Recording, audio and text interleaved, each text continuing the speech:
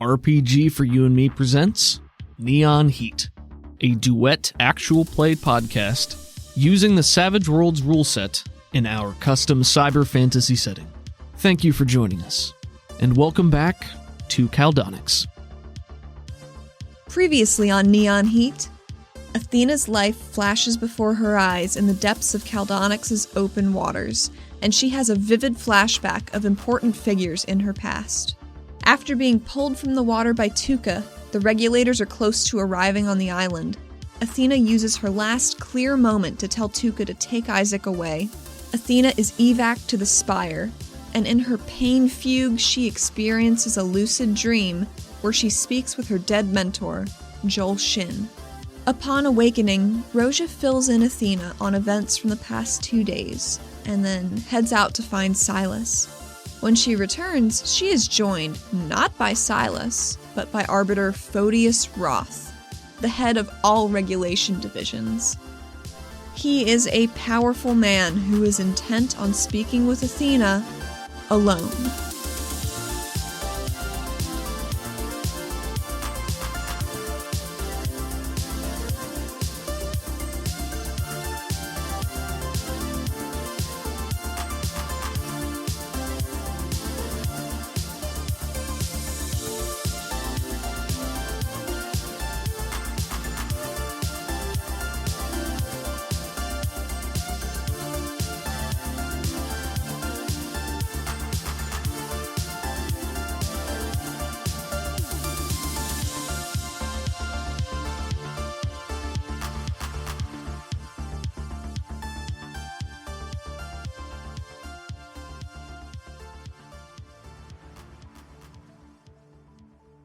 Stooping through the doorway is a pillar of scales, muscle, and presence.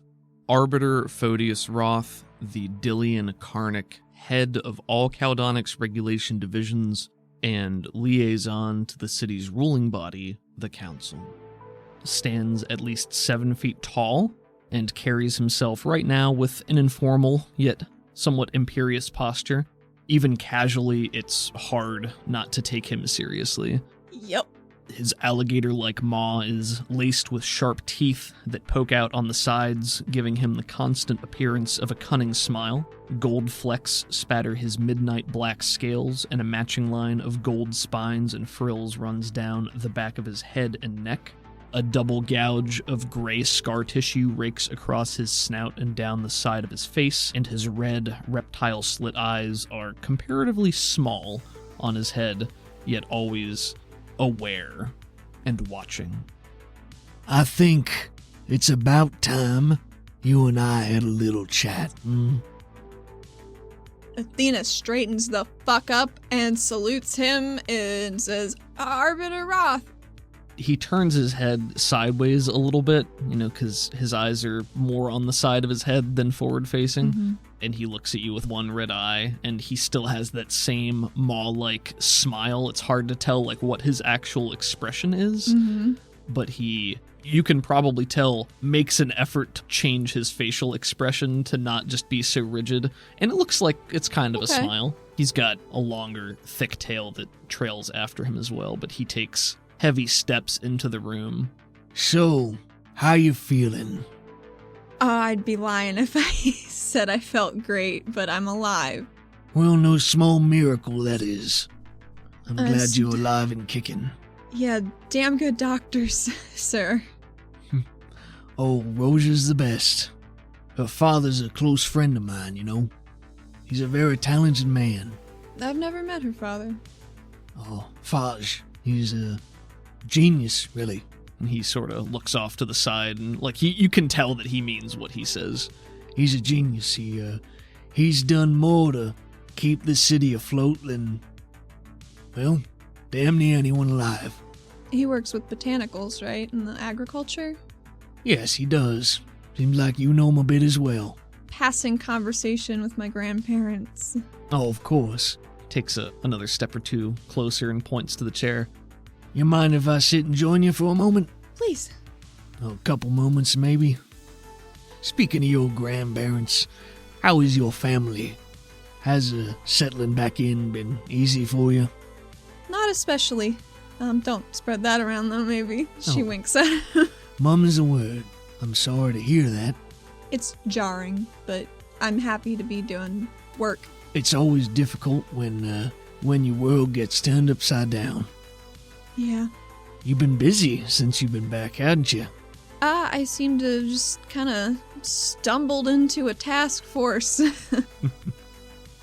Would I be able to cast empathy, Sure. please? Yeah, go ahead and roll it. This is 7. Athena, you stare at this hulking Karnak seated to the side of you, and you reach out and find that power deep inside, and you open your senses, and nothing happens. There's simply nothing. Where you would normally see an aura, colors billowing out, interpretations, nothing happens. You're looking at him, it's like it's a blank slate. Well, that's troubling. And there's a moment as you stare at each other and his eyes narrow just a tiny, tiny bit. And maybe it's your imagination, but he's still giving you that smile. Well, Athena cuts that shit right out. Can you make me a notice roll, please? 7. 7. Now that he's closer and he's like sitting down, like he's 7 feet tall, so he's fucking tall. Really big. So it's like there's a visual disparity there, but now that he's sitting close to you, you notice that the top of his head looks odd to you for some reason. It's like, the longer you look at it, the more clear it becomes. It's like a thick skull plate with these tiny spikes on the side. It looks basically like, how do you pronounce it? It's a Pachycephalosaurus. It's like the head-butting dinosaur. Oh, that boy. Yeah, it looks like a bony skull cap, basically, just on the top of his head. So it doesn't really interfere with his spines or his ridges going down the back. But he didn't look that way the last time you saw him. And he didn't look that way in the intro video when you were coming to Caldonix. He didn't look that way either. Gotcha. You stumbled into a task force. I'm glad you brought that up. I wanted to check in with you about a couple of things, if that's all right. Yeah. His posture's more laid back. He lounges back in the chair as much as he's able to for being an enormous lizard man. In a chair probably too small. Sedaris. Do you prefer Sedaris, Athena, Deirdre? What should I call you? You can call me Athena, sir. Athena. Deirdre's never been a great name. We never got to talk much, you and I, before. You were young back then. I can see you've grown plenty in that time, but Joel Shin took an interest in you, and you showed promise, and I respect his judgment. Too much to ignore that out of hand. I'm sure Joel would be proud. Oh, we can only hope. And she does say that very genuinely. I'm sure he would be. Joel was a bit of a firecracker in his younger days. He got older and wiser. All it took was some outside influence. Point him in the right direction. Give him the tools he needed. Who did take Joel under their wing? I don't think he ever told me. Oh, you mean as a mentor? Yeah. I think he just grins and holds out his hands. Oh. I didn't know that. Yeah. Joel and Talina both. As I said, they grew up together. Joined the regulation unit together. Well, they were spectators first. Rose up through the ranks. Delegate Rasmus came to me. She said that Vaz wouldn't let her speak with you, wouldn't let her in to see you, and she was somewhat put off by this notion. When was she trying to see me? I don't know exactly. Sometime within the last day or two. Yeah, that makes sense, I guess. She feels strongly that you're not the right fit for that particular task force, and has echoed many of the concerns we've already discussed to that effect. What does she want to do with me? I hope not use me for target practice. Well, if she did, I think you'd be pretty safe. She's a terrible shot. If I'm a betting man, and I'm not, because I know I'm right on this, I would say that she'd rather have you in her corner. You see, she and Joel Shin were closer than most, I suppose. They were colleagues. They knew each other since they were... He sort of holds out a hand and puts it low, like child age. I didn't know that. Well, I suppose it's not really common knowledge anymore, but yeah, they went way back. I think having you show up was a bit of a blast from her past as well. I think she, more than anything, feels you're lacking the proper tutelage. Or maybe that your talents are being wasted. And I'm not inclined to disagree in this case. Well, much as I love recounting the glory days, let's focus on you for now, Sedaris. You did a lot of good back in the day. We need good now, too. And in the short time you've been back, you got your fingers stuck in a whole mess of pies. Oh, yeah. I'm just stating fact. This task force you're a member of, the Wonderbolts. She sighs and looks a little defeated at him saying that name. I know. So it's not your favorite then. I think the task force is primed to do some very good work. The name is real bad. It's so catchy, though. It's a PR move, I guess. It is a PR move. You came back at, well, I won't say it's an interesting time. While it is, the situation's, I think, warrants a bit more severity. The Wonderbolts is a PR move, but it might as well be holding us hostage, as I believe you've been informed. Just with Bolt's whole involvement? Bolt, and by extension, Oleracorp. Because, make no mistake, Bolt Bulig is a puppet, a marionette that dances so poorly on his frayed strings. But dance he does, and we are beholden to join that dance. I'm trying to keep him in line. I know. It's hard, he's so big. I know. But that's why I've attempted to surround myself with people that can help. I see what you're trying to do, and I think sometimes there are impossible situations. There is no right answer, only the better of two bad options. And I think you've done as well a job as you can be expected to with what you've been given so far. Now, unfortunately, because Mr. Bolt Bulig is in such a position to make unreasonable demands of us and have them follow through. Did he do something while I was asleep? You mean aside from speak to every possible source he could to note his pointed lack of involvement? Oh yes, as soon as he knew that you and the other Wonderbolts were out in force, he couldn't wait to decry how he should have been there to help you. Maybe implying that it's a failure of higher officers to properly coordinate with him. Well, that sounds like an Athena job to mop up. I'm on it, sir. Here's the problem, Sedaris. This never should have been in the first place.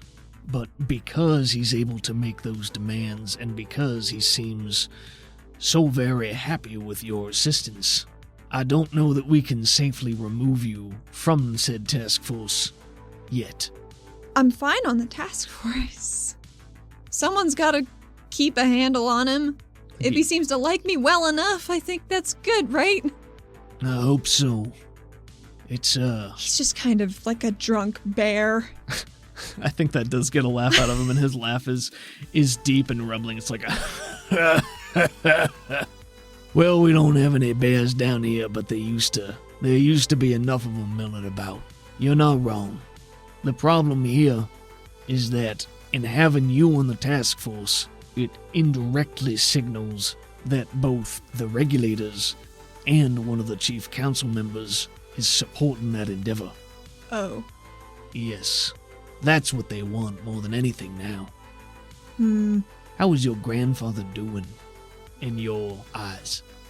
I only saw him very briefly, but he seemed to be doing well. He nods at that. But that's kind of hard for me to get a gauge on because I've been gone for so long. He nods again. In regards to this task force, it's my understanding that the Oculus is currently overseeing operations. Is that correct? Or at least to my knowledge. Proctor Reitz and I also had a chat. Oh, I'm sure she had sparkling things to say. Before we get into that, what are your feelings on the Proctor? And please, be honest. I'm the Arbiter. I didn't know Reitz that well before, you know. We were regulators. I saw her at the Shard from time to time, but, everybody seems to think she's doing a good job, and I'm inclined to believe them because I haven't been around. She is, a little more hostile towards me, which, maybe it's because I was close with Joel, I don't know. So you feel that she unfairly treats you with hostility? I don't know if it's unfair. There's probably stuff I'm not aware of. But she is hostile towards you. I mean, not physically. You're mincing words, Athena. Speak plainly, please. I think Reitz is doing a good job. I can divorce my feelings from the matter, because they don't. Nods at that. The Proctor feels your involvement in general has led to not only results in certain circumstances, but the endangerment of citizens and the city as a whole. She has also noted, this time reaches into the inside of his coat and pulls out a small piece of paper and shakes it open. Oh. Pulls out a little pair of glasses that he puts on his... Maybe it's a monocle. It would be a monocle. He pulls out a monocle and puts it, leans down and he says, possesses great aptitude for displays of power, a strong sense of purpose, and questionable judgment. And then he puts the monocle away, folds the paper up, and puts it back in his pocket. Do you feel her assessment is accurate? Yep, 100%. And why do you feel that your judgment is questionable? The hindsight's 20/20, right? Maybe there are ways I could have tackled things over the past week that would have been better. He nods at that. I'll be quite frank, I don't know how suited I am for heavy brain lifting. Puts her hands out. Heavy brain lifting? I don't know if I'm that good at detective work. I kind of have been fumbling through these last several weeks, hoping pieces would fall together and... Well, you ain't an Inquisitor, Sedaris. And there shouldn't have been a task force. You're making it sound like this task force got a real job. And it don't, unless there's something I don't know about. We just sort of stumbled into a case, because Bolt was there, and once Bolt's involved, it's hard to get his fingers out of the pies, so it kind of got absorbed by us. Sure. To Now, keep him busy, maybe. let's have an exercise, shall we? I'd love to. Let's do some inquisiting. Okay. So the problem here is that we have a group of individuals who aren't fully trained to be digging into this sort of thing. Do you feel that's accurate? Based on what you've just professed about yourself? Well, at least one of us is, but... How exactly did this task force come to be? I believe it was recommended by Regulator Lepaco. Who was the one that okayed the formation of this particular unit? I believe it was the Proctor, but it seemed like it was a joint decision between the heads. I see. What was the purpose of forming this task force? It might have been a punishment. Ah, there it is. So, this task force, which has become so prominent in the public eye, so deeply ingrained with everything that's happening right now, occurred because your direct superior holds a grudge and decided that it would be fitting to punish you, presumably for her own amusement and vindication. Is that about right? Here's the thing, I don't know Reitz that well. I don't know why she has such a big problem with me. I'm trying to figure it out, but... What I asked you is Yes. if you thought that was correct. It seems correct. Because I think you already know it is. Part of being an Inquisitor is eking the truth out, setting things up in such a way that the information comes out organically, leading whoever you're speaking to down the path that you want them to, or drawing them to the conclusions that already exist, helping you connect the dots that you might be missing. This shouldn't have been a task force. The point of having Bolt Bulig in the first place was to keep the Toppers happy.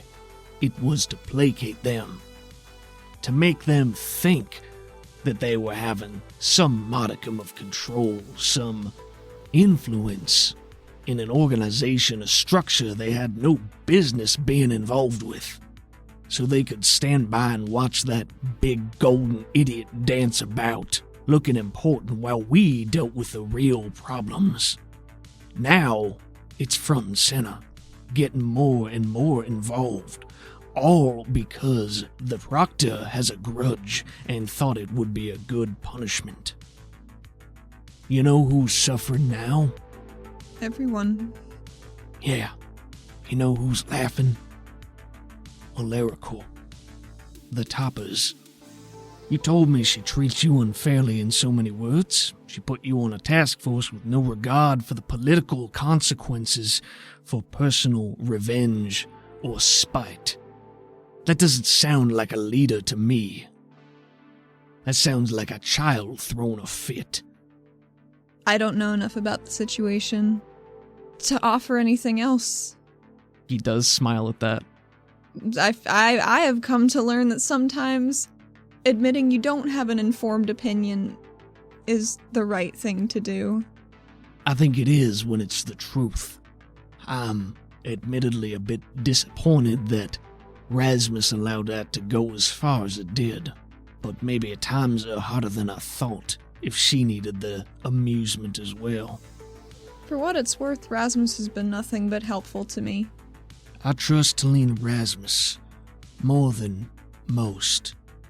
So if she had a good reason for not stepping in, I'd be inclined to believe her, but she and I have not had that particular conversation as of yet.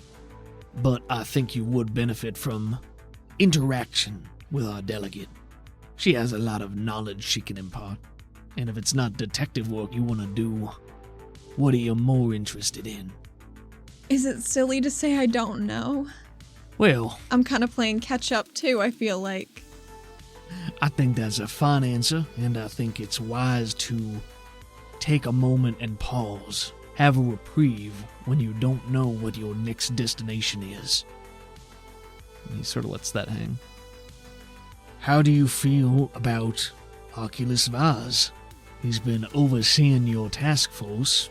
I know that you two worked together in passing back in the day. We'd worked together a couple times. I think he's doing the best he can. It seems, to me anyway. In your time back so far, have you noted any disturbances in his behaviors? Anything unorthodox? Has he asked you to do or say anything that seemed out of the ordinary? She squints around like she's thinking about it. Honestly, he just seems tired. Okay, make me a spirit roll. I crit failed. Yes, the Oculus said he was having trouble waking you from your slumber because he couldn't access your mind. She smiles at him. I think he cants his head a little bit at you and maybe taps his own forehead, and he said, Everything feeling okay up here? Right as rain, sir. As far as I can tell. It don't really rain down here. Sorta wrong as rain, ain't it? and his lip shifts a little bit like he's smiling. Making a goof. A little bit more. I do miss the rain. You were up top? Oh, yes. Long time ago. Oh. She looks interested. He doesn't elaborate. Do you miss the stars? I think what we got down here is pretty close, but nothing really ever matches the majesty of that ocean. Just everything blinking up there. Truly beautiful. It is. I think he'll point a clawed finger to your headband. Mm-hmm. Fine piece of craftsmanship, Thank you. I did make it myself. Well, why don't you tell me about it? Manifested it after quite a few years on the surface, because, God, I just didn't want to be there anymore. Why did you manifest it? It blocks mental interference, which is mainly what was keeping me up there. That is not a lie, No? I would like to state. Sure. So you created it as a recourse to free yourself? I read your report about your time in captivity. I know everything you said. Takes quite a soul to survive such a thing. As she stares inquisitively at him, not really knowing where this line of questioning is leading, but she's hoping it's not dangerous waters, because she just got pulled out of those. I think he lets that hang just to see if you bite, and if you don't, he'll continue. Kind of person that survives that. Something sets him apart. What is it that sets you apart, Athena? Oh, I was probably just dumb enough to try to get out. Is that the same thing that Joel saw? That you were dumb enough? You know, I never really asked him. Probably should have. All too often we think of the right question at the wrong time. Now, given everything that's happened in these last few weeks, have you reconsidered? Based on the Oculus's report of his findings, well, upon your return, you were quite adamant to return to active duty as soon as possible. Looks at you in your hospital bed. I'd rather be in this bed knowing that I helped some people than sitting at home not knowing what to do with myself. So you rather be in motion? Rather be in service. Motion is good, don't get me wrong, but... You'd rather be in service. What does service mean to you, Athena? helping my city, because I can see it needs it. Probably needed it before, too, but, time. It does make fools of us all, but some more than others, admittedly. You want to serve your city. You want to do your duty. Is that it? Yes. Is that truth? Yeah. Sure. Okay. Because as far as Athena's concerned, that's what she's doing. Just in a roundabout way. We share that in common, as I'm sure many other regulators do. Not all of us can be altruists, of course, but it is my duty, Taps himself on the chest. to guard this city against any who would do it harm, especially from within its own borders. What is your duty, Athena, as you see it? To serve as my commanding officers see fit. To follow orders. Yep. He sort of licks his chops a little bit and sits back more abruptly, crosses his arms, folds a leg over, and he says, Now you'll forgive me, but you don't really seem like the order-following type.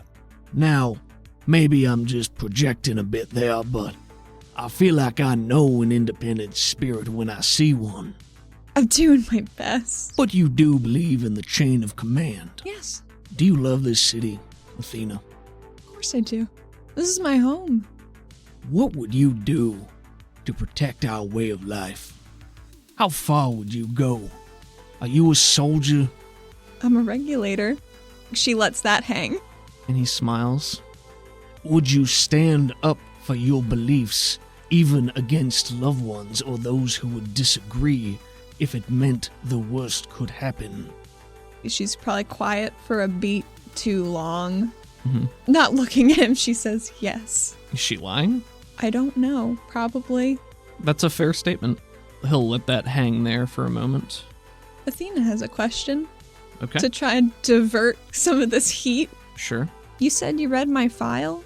Were you the one that took it out from the archive? Because I went down there to look at it because I don't know. There's this old picture of me and Joel. And I don't have a copy and I just kind of wanted to see it since I got back. It was just strange because nobody seemed to know where it was. That's a lie, right? Yes. Okay, go ahead Yes, and roll. it is. Actually, I would like to use my adventure card. Okay, what is your adventure card? Ace, never tell me the odds. Play instead of rolling to make a trait test with a single automatic raise. Oh, yes, I did read your file. I thought it would be more prudent to see what you put down on paper instead of having you rehash it for the third, fourth, fifth time. Thought it might be kinder for you. But if you have any alterations that you'd like to bring to light, I'm certainly happy to document that. No alterations. But I think in her brain, she's just checked off a thing on her mental to-do list. You sit in silence after letting that hang, and then he says, I'd like to focus more on present matters. Athena, I'm sure you know, even unconscious though you've been, and he points to all the shreds of newspaper that are around. It seems like you got a bit of a lay of the land right now. Slightly. I'd like you to tell me what happened the other night. As many details as you believe I would want you to tell me. My memory gets a little fuzzy at some point during the evening, but that's mostly because I got blown up, so I'll work up to then. Okay, so we heard some rumblings through our investigation that there might have been some kind of smuggling going on, and we didn't think it was going to be quite as big a to-do as it turned out to be. We went stealthily, not dressed as regulators, because just the night before we found out that there was a mole in regulation, so we didn't want people who might be compromised to find out and spoil information gathering. So we were out at the lighthouse waiting for boats to come by. We'd seen several out there, so we thought it might have been a drop point. What we did not expect was a boat that was just cobbled together with just a fuck ton of guys on it to show up, and I can't believe we all made it out of there, quite frankly. Is there anything else I can tell you? So while you were out there was a bit of a light show. Yeah, I do remember that. Oh, tell me about it, please. We were in the lighthouse, and the people that came off of the boat had these glowing red eyes. And then orange moths just descended out of the fucking ether, glowing everywhere. I have no idea what we stepped into here. And you ever seen them before? There were big ol' orange eyes in the warehouse with the explosives, but I don't think they were the ones that put them there. 'Cause how's an eye gonna carry a bag? He smiles at that. That's just a leap I made that Zadal corroborated. Sure. What about the red lights? There have been some red eyes around. Killed a guy with red eyes. Seems like something that's degrading the host's brains. Just makes them crazy. And it really scares me. And she is being 100% honest about that. Sure. Fear is a natural reaction to the unknown and the unexplained. Perfectly normal. And we've been seeing a lot of unexplained things lately, haven't we? Is the city recovering from the fog? From the fog? Yeah, I think so. Good. But, And he gestures at the paper again. as you might have noticed, there's been a bit of a resurgence in the last day or two. Well, 2 days ago, to be exact. Yesterday was all quiet. Eerily so. Not a peep.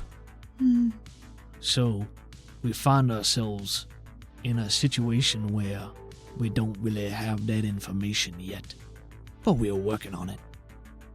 So, something they found when they was out of the lighthouse, out in that tunnel.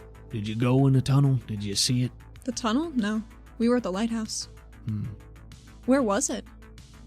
In a cove, just a couple 100 yards away. Tucked away, nestled around a corner. It was that close? It was that close. That's exactly where you want tunnels. Now we get to begin the messy business of plugging the leak. Figuring out how they came down. See if they can do it again. That's the troubling part. But currently, and this is information that Hasn't gotten out to the public yet. She straightens up a little bit. I'm sure it will in due time. Among the bodies recovered, a significant portion of them have been connected to Olerical. Oh. Several others were citizens. Many others were neither, dressed in apparel generally only found on the surface. I'm sorry, I feel like my brain's still catching up, so I apologize. I'm not really going in chronological order on this bad boy. The people there, if they had the red eyes, we gotta autopsy them and see if their brains are messed up. Because we keep seeing that. Yeah, it's popped up quite a bit in the last several days especially. There have been errant cases of citizens of Caldonix or immigrants from the surface of, for lack of a better word, going feral, savaging others in the streets. So we need to get to the bottom of what's going on. Someone made that fog, and I think they're gonna try and infect people again. Big picture infect. How do you know someone made it? An educated guess? I've never seen a fog like that. I don't think anybody else has either that I asked. You got any leads? There's a guy. I saw him in Strickland's office up top when I was busting my way on out. His name is Krell, Zimian Krell, and he's involved in this somehow. That's my big lead. So I'm trying to find this little rat bastard, but I've not turned up much. Well, the name doesn't ring any bells for me, but it's worth looking into. I think so. And if we don't have anything down here, maybe they got something else topside. I mean, I know that Inquisitors have been going up there. Can we send somebody? Because I don't think anything coming through Sato Novi's cords is going to be trustworthy. Oh no, I wouldn't trust information that's been passed through a third party. But yes, we do. We could send some Inquisitors up, we could look for information on the free market. We have options. I'm just trying to get a gauge on what we know and what we don't currently. There is a name. I think it's a name. Ali Sahir. It was on a ton of these papers we found in that apartment that got blown up. First day on the job. And they're just full of these little squiggles, and it looks just like what's in these people's brains.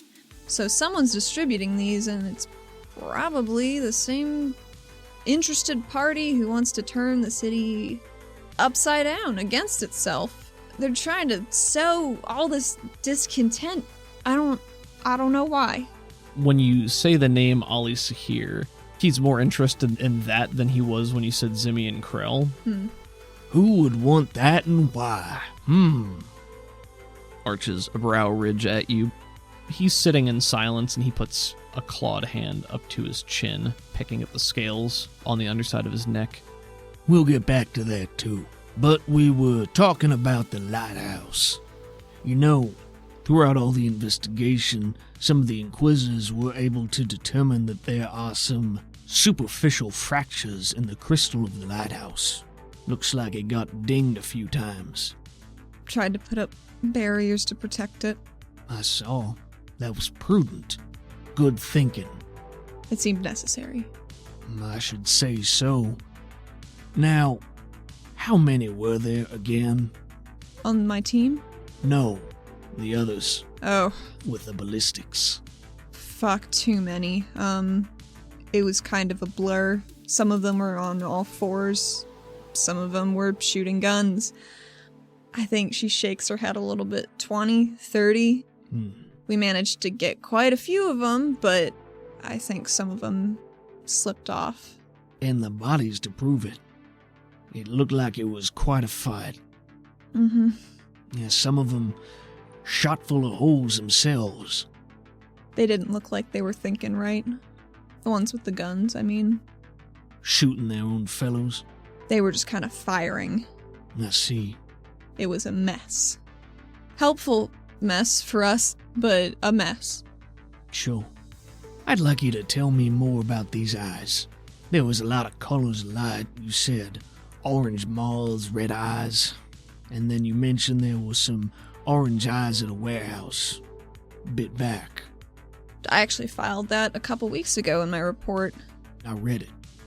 Came out of nowhere, right in the ceiling, the walls, and they disappeared in a flurry of moths. And the moths came back at the lighthouse. Did you see the eyes there? Not the orange ones, but I mean, everybody saw the glow. Do you see any similarities between the two? The red and the orange? Yes. They're both taking people over, one way or another, but they don't seem to be on the same team necessarily. They seem a bit at odds, which I don't understand, but is helpful for us for now. What do you think they're connected to? If you had to guess. All this started not too long ago. A couple of weeks, maybe. Well, I know some of them had interests in turning off the fans. I think we can surmise that that is likely related to this, as you believe, manufactured fog. But, there seemed to be a clash there before we even arrived. Wasn't able to suss out much about that, as it was a very time-sensitive situation. No other colors, nothing like that. Well, Regulator Nema had some purple about her. And did you file a report as far as that was concerned? I don't think she had time, but I assume maybe Reitz or Rasmus handled that one. Any leads as far as that one goes? Think she might have been working with AlaraCorp as what did she call herself? A facilitator. She thought that the city could be more, and she didn't like what was happening to it, so she took matters into her own hands, and things went very poorly. So you can see I'm quite incentivized to work within my chain of command. Well, I certainly don't disagree that the city could be more, but the methodology leaves something to be desired. Turns out she was telling people about where Tuka was so they could come and, try to kill her. And I know that was a regulation issue that may not be quite as much of an issue anymore. Roth's eyes narrow a bit at that. For whatever that's worth. Well, it could be worth her life. There are probably other people still reporting on her movements, but... Assuming they know where she is. Who was all out there? How many of y'all were there? Just doing math. You can just give me names, that's fine too. It was everyone on the task force, but Bolt. I'm fairly sure. So that'd be you, Roja, Sekapavi. Is it all? Is that it? Yes, she says more confidently as she's trying to think through her numbers. We were gonna bring Tuka on, but she hadn't been quite caught up on the case as a whole, and we wanted to give her time to get familiar with the materials. I don't even know if Bolt got through that paperwork. Oh, well. And he reaches inside his coat again and produces another piece of paper that he unfolds much more carefully, and you see that it is just this crumpled ball. It's obviously a form, but it's super crumpled and messy, and he spends maybe an exaggerated amount of time trying to flatten it out. Athena's looking at this form horrified. Scrawled, it's written in pink marker. Yes, I received that particular memo. Looks like it. Holds it up there. Well, I hope she's all right. She put in some personal time. Oh. The day after, so hopefully everything's all right, but I'm sure she will be. Yeah, I hope so. I really like Tuka. She seems really nice. She's a very talented young woman. I know Lizeth would be very upset if anything had happened to her. She bites her lips so hard. Have you met the Kassar before? Oh, no. Not really. Oh, you seen her perform? Yeah. Oh, she's very talented. She's amazing. She's quite a conversationalist. Oh, hopefully you get the chance to speak with her, but I imagine that can't be too hard now that you're acquaintances with her. He sort of waves an airy hand in the air. Maybe, I don't know, ward, foster daughter or something like that. And, she sits on a council with your grandfather. Is it silly to be a little nervous about that? I think I'm just a little starstruck. I don't think there's any reason that you need to be nervous, but I know it's always a little bit daunting to meet someone you look up to. Nods. She's a charming woman. I'm sure she'd be happy to speak with you. Oh, maybe. She scratches her neck. Mm-hmm. So, no Tuka. No. And you said that in the course of your investigation you found out about some smuggling. Where did that come up? I mean, there were explosives in the warehouse. We still don't know how they got them in. But if I'm looking at this paper right, and she, fluffs the shreds in her lap, looks like probably that tunnel. And we still don't know what those explosives were for. Which is exceedingly worrying. Do you like puzzles, Athena? I used to do them with Joel. I always look for the corner pieces first, and that's about as far as I got. Well, that's not a bad strategy. Call this more of a mental exercise. Let's pretend for just a moment. Hypothetical, of course. Let's say that our city has been infiltrated by a hostile power or a hostile presence. Maybe multiple powers or presences. One of them seems to get stronger the more folk know about it. One of them's in plain sight. How would you go about limiting that spread? Take one of them out, you make a power vacuum. Another one steps forward, you can get them too, maybe? I'm not great at chess or anything. At least one of them is cloak and dagger, works in the shadows, targets individuals selectively through cat's paws and subterfuge. You know what a cat's paw is? It's an old turn of phrase, a figure of speech. It means, it's a diversionary tactic, using someone as a middleman, an intermediary, an agent that can't easily be traced back to you. Doesn't seem like a bad way to go about business. It's not, and that's why it's such a common tactic. Trickery, smoke and mirrors, maybe even mind control.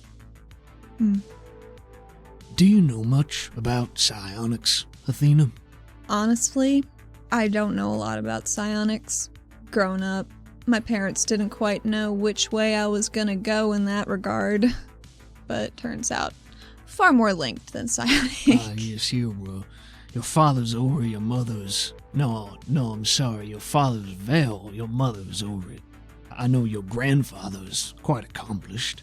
Your grandmother, I admit I don't know her too well, but I believe she's Vel too, yes? Yeah. Jax Davith was a psionic too, of course. Most powerful I've ever seen, as a matter of fact. He was efficient, ultimately unlikable to most people. Why's that? Acted first, dealt with consequences later. Can I tell you something? Yes? I hated that man. Really? Pompous, arrogant, but damn it all, he wasn't right more than I care to admit. Now he's gone to the surface, along with Joel, and our leadership is in desperate need. Olette Reitz, for all her positives, is failing at a critical juncture at the most idiotic, superficial things. Acting in a way I never seen her act. Doing stupid things she should be too smart for. Silas Vaz is no Jax Davith. He lacks the conviction necessary to do what needs to be done.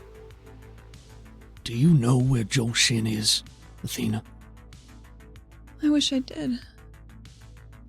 What about Jax? No. There's a shift in his posture, a slight deflation, and he eases back a little bit and he says, Well, it's a damn shame you don't know where either of them are. We could use the help. But, we were talking about psionics. Did you know that the mind, as strong as it is, if it's bent, molded, broken enough, or strong enough, After a time, that damage can be irreversible. Memories gone, thoughts altered, just about anything you could imagine. I'd surely believe someone with your history and what you've been through to understand that point. A bit closer to home than most. Sort of terrifying, isn't it? Yes. For one individual, And he holds up a clawed finger. to have that much power over his fellows, it's an awesome responsibility. One that few can truly be trusted with. Makes sense. Now, luckily, one would have to be a mighty powerful psionic to acquire such abilities. Now, usually it's your standard fare, help folk relax, put them to sleep, talk mind to mind, make people see things, hear things, that sort of thing, temporary measures. Very few can do the real troubling stuff. But they're out there, and we try to know who can do what. That's part of what Inquisitors do. Why we try to get as many of the powerful psionics working for us. On the inside. Easy to keep an eye on them, too. What would happen if such a person went rogue? Said Eris. Had all the secrets, all the knowledge. Knew how to use them. How would you fight such a foe? With incredible difficulty. If you're talking about Silas, though, I trust him with my life. Arches a brow ridge at you and says, Now, why would your mind go to Silas for that? I mean, we're talking about powerful psionics, and he's the most powerful man I know. With your life? Absolutely. I never had the impression that you and Silas were that close, Athena. He's the first person to welcome me back onto the force, as it were. Well, besides Roja. But a life-trusting bond, developed in such a short span of time. Oh, stress can do funny things. Yeah, that much is true. Hypothetically speaking, I think she leans in a little closer and speaks very low. Do you think Jex went rogue? his brows furrow at that. Jex was a pain in my ass, but I never had any reason to believe that he did anything other than what he needed to keep the city safe. Now he's gone, that's weird enough. I can't find him, but he's a man who wouldn't easily be found if he didn't want that to be the case. I have no idea. Looks away and, pensive, thoughtful. You alright? I appreciate your concern. She gives him a little smile. We were talking about enemies, hypothetical situations. Mm-hmm. Now, imagine that one or more of these enemies had months, years, decades maybe, of time to infiltrate and insert themselves into every facet of society. Through a LaraCorp? Sure. How do you get rid of them? Start cutting off their lifelines? I know we don't have ticks down here, but gotta just burn them off at their head as soon as they show up.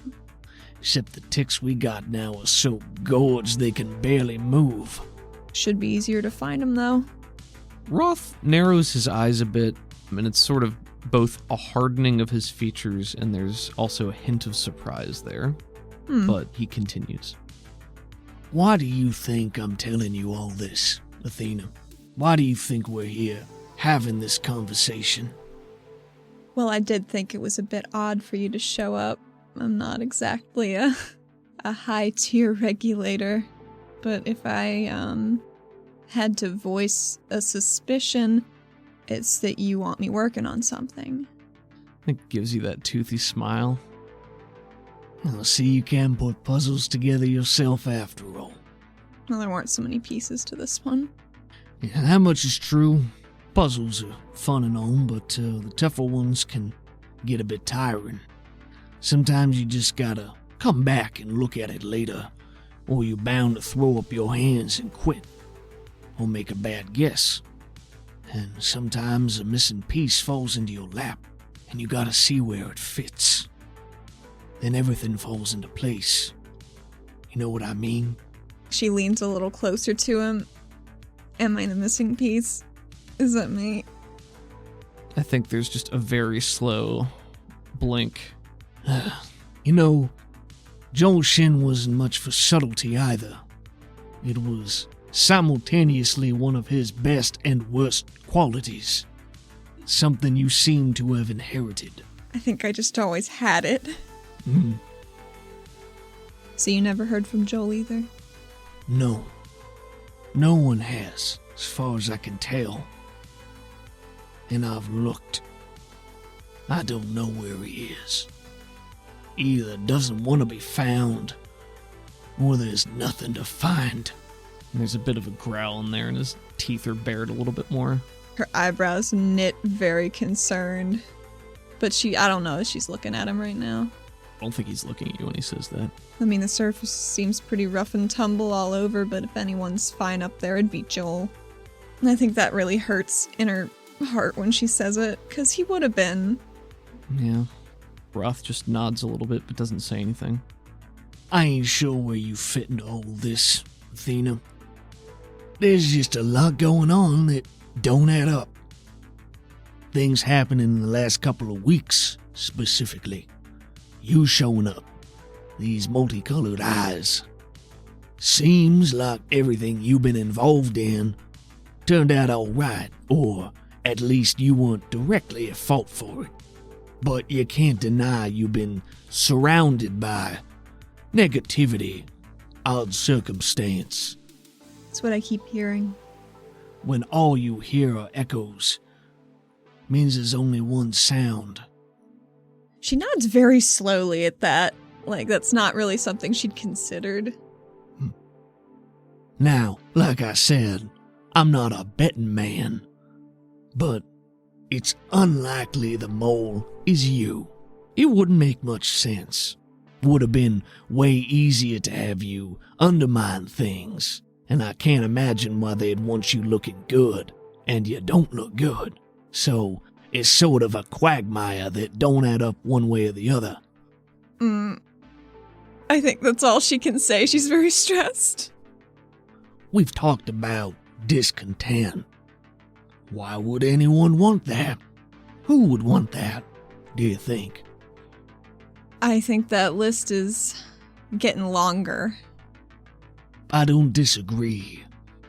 It's easier to take from folks who are disorganized. True enough. I don't trust you, Sedaris. I just don't know where you fall.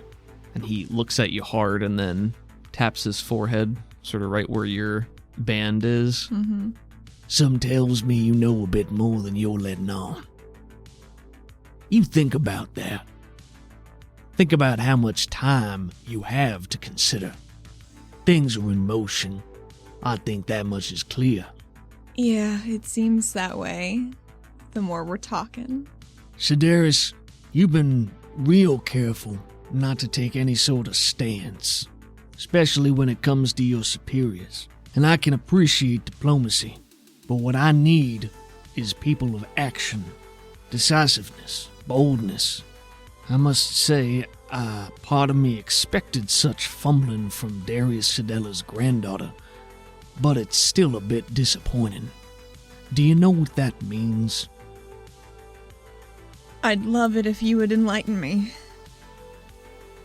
It means that either you're hiding something, or you really are this. I read your file. I know what happened on the surface.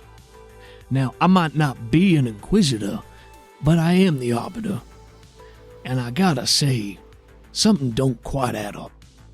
Now, like I said earlier, my duty is to protect this city from within and without. Be part of the solution, not the problem. It's difficult enough to ensure the safety and prosperity of our citizens when everyone seems to be hiding something. Make no mistake, I will rip the corruption out by the root, along with every pathetic strand clinging to it, if that's what it takes. A lot of things have changed in the last 7 years. Most notably, Oleracorp's involvement in our city. Can't say I haven't noticed it, as my aunt seems to be directly involved with it. Well, not just your aunt. Well, my grandma. Not just your grandma. Oh. You ever wonder how they got this much control in such a short period of time? How many council seats are there, Athena? Well, there were 3. How many now? 5. Right. How exactly did that happen? I think he just stares at you. At first it was an emergency measure, and then they kept gaining traction because they were winning majority votes. Your granddaddy voting with them. I did not know that. I figured as much. So why would he be doing that? That is an excellent question. So, my job for you, top secret, no one else knows about it, although I'm sure plenty could infer it. Find out why your granddaddy is Oleracorp's lapdog.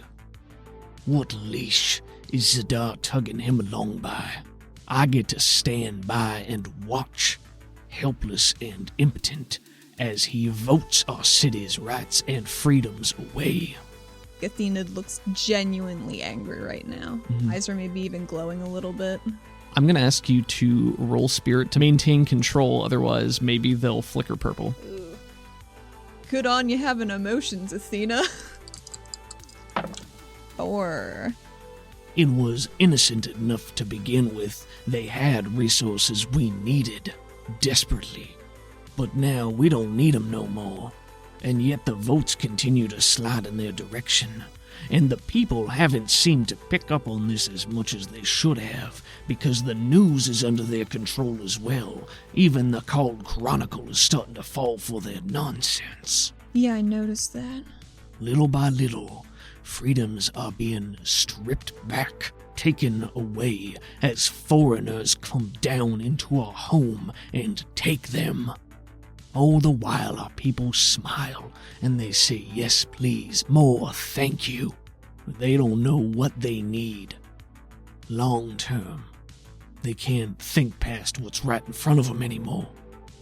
Well, if I would have known about that, I would have asked him quite a bit about that at dinner a couple weeks ago.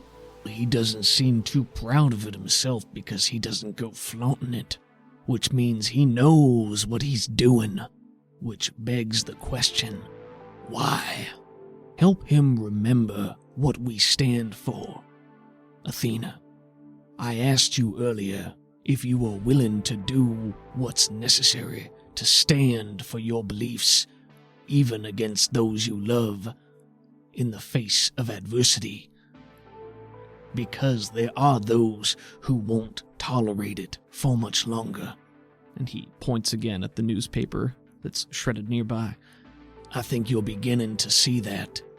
Yeah. Maybe we should go with your solution from earlier, Which one? Burning off heads. Tex, was it? I think she purses her lips pretty hard. I don't think there are lips visible, just a line. Worst case scenario, if the people rise up and demand action, this could quite easily be labeled as treason. Now, I hope I'm speaking in hyperbole here. I don't know where you fall on this, Sedaris. Into all of this, Joel Shin and Jex Davith would do what they had to do to save the city they loved. Do you have the conviction to be great? To be what the people need you to be? I don't know anything about being great, but I'll do what needs to get done. Because this is my home, and I'm not going to let this happen when I can actually do something about it. He nods to that. He starts to stand up. There's a lot moving behind the scenes. More than any one person can keep their eyes on. That's why we have one big eye. He holds up his finger. The Oculus Sedaris. Got that. The political climate being what it is, Sedaris, you get swept up in something bad, it makes your granddaddy look bad too. And if your granddaddy becomes a problem and the people want to get rid of him, then maybe all this gets swept away. Now, that might be easier for me, but I don't think it would be the right thing. I appreciate that. Well, best make it right, or it's gonna be easy. Because there ain't no one person that's more important than all of us. I have my orders. Anything else? Should I resume day-to-day as normal? For now, I haven't decided what to do with Silas and the rest of your team yet, ill-formed though it was. I know the Oculus has certain extracurricular activities. Makes me wonder who else does too, and to what end. Arches a brow at you and he says, There's a charade going on, Sedaris. I don't know who's leading it yet, or what exactly is going on behind those scenes. Maybe it's you. Are you willing to fold protecting someone else who don't have your best interest at heart? Whose agenda are you serving? Is it duty? Is it loyalty? Aren't those kind of the same? If No. the loyalty is to the thing you have a duty to? Well, perhaps. World ain't black and white, Sedaris. But yes, you have your orders. you can hear the sound of running footsteps outside the door. Oh. And then the door is thrown open, and standing in the doorway is Silas, who looks out of breath and very wide-eyed as he looks and sees you and then sees Roth and then looks back to you and then back to Roth. Takes a moment to collect himself, but doesn't go further into the room. Right. Oh, my apologies. I didn't mean to interrupt you. Athena just looks at Arbiter Roth. Roth looks at you, close eyes on you, and then he shifts a little bit and is looking more at Silas, and he says, Oh, not to worry, Silas. No interruption. I just happened to be in the area and stumbled by when Regulator Sedaris regained consciousness. There's another beat of silence as Silas just stands there looking between you two. Oh, very good. Well, I'm relieved you're awake, Athena. Yeah, me too. Do you want to come in? There's some water here.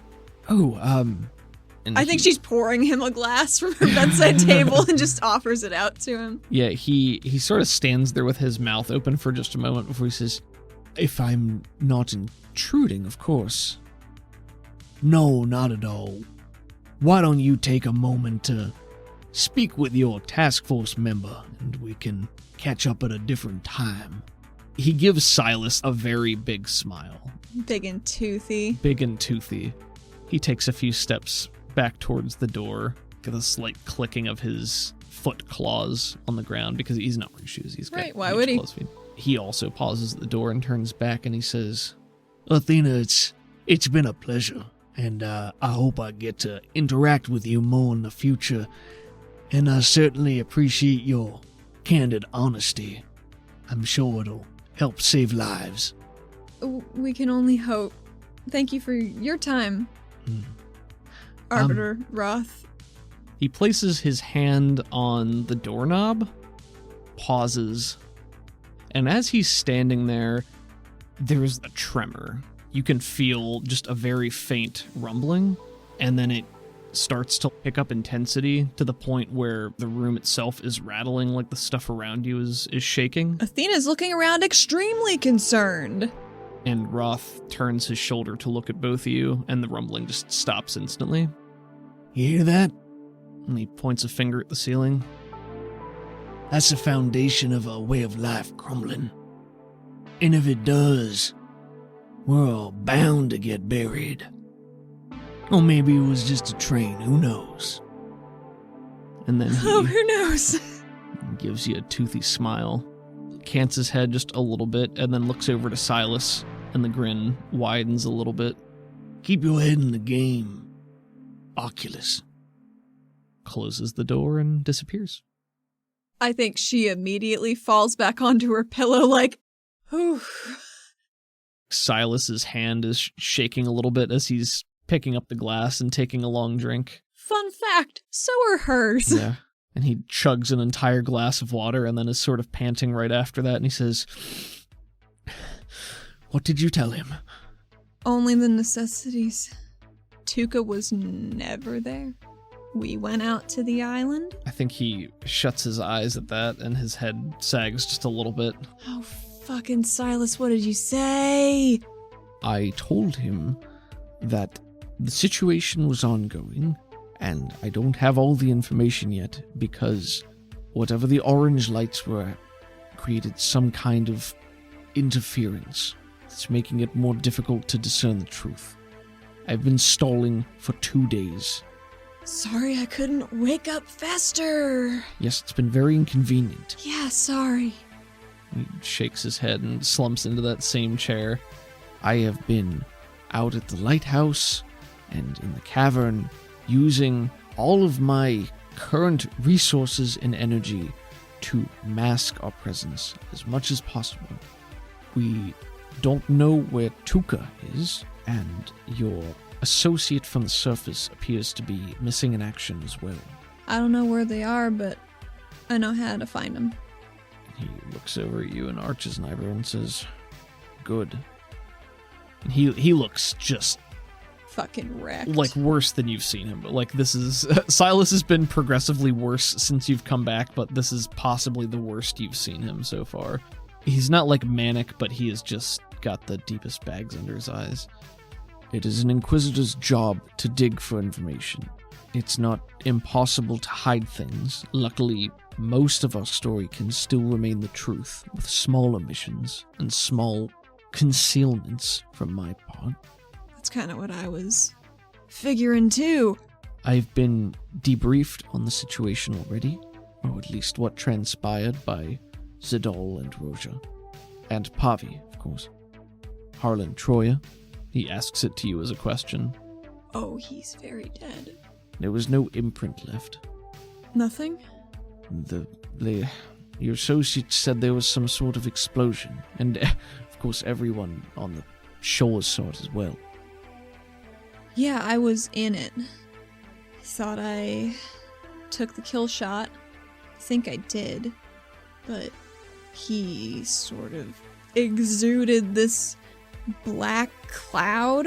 So I went into it to make sure he was good and dead. And then he told me something about regards.